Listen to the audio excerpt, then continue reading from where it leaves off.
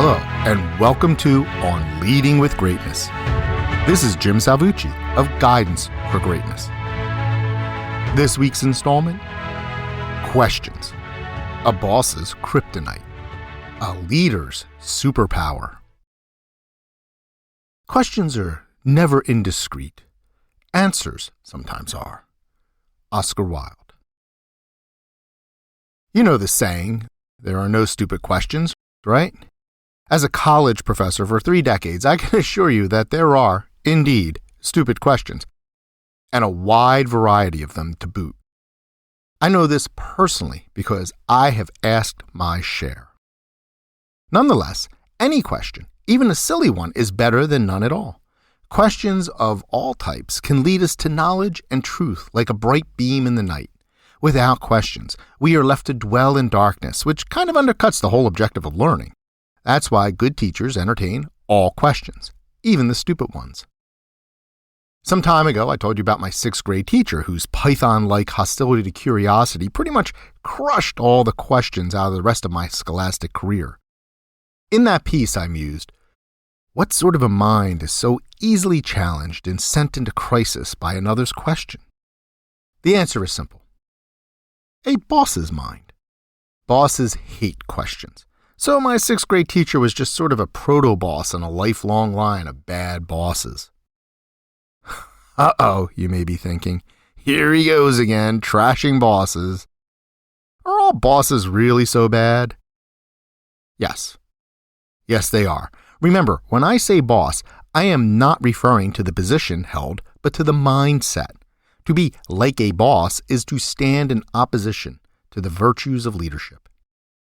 Therefore, bosses generally hate questions because, in their narrow thinking, questions, even when they ask them, are a sort of trap.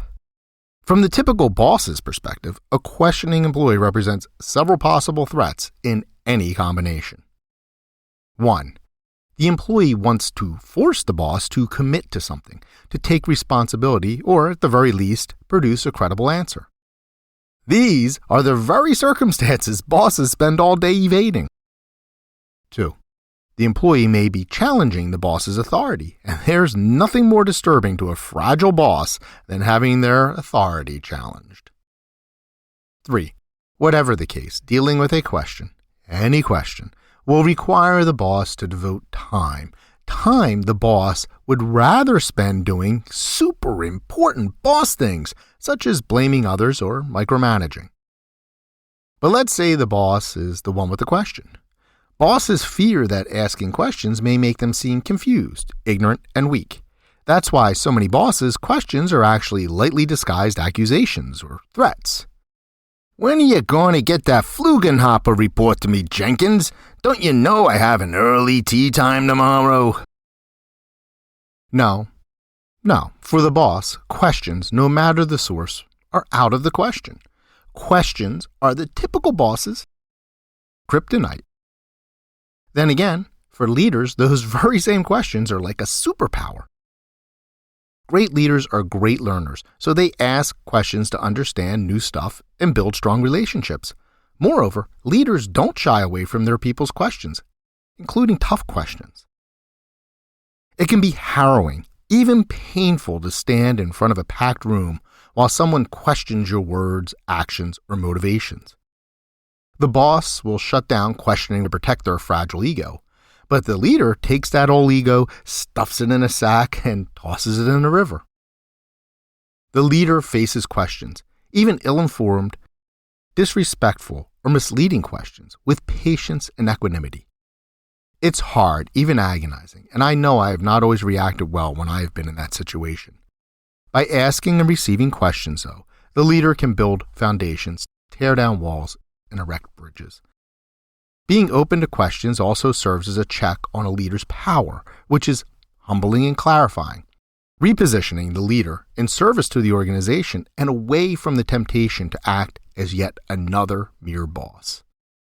Leaders lead by establishing mutual trust with their people, and you can't trust others or be trusted if you're afraid of questions. That's why bosses hate questions.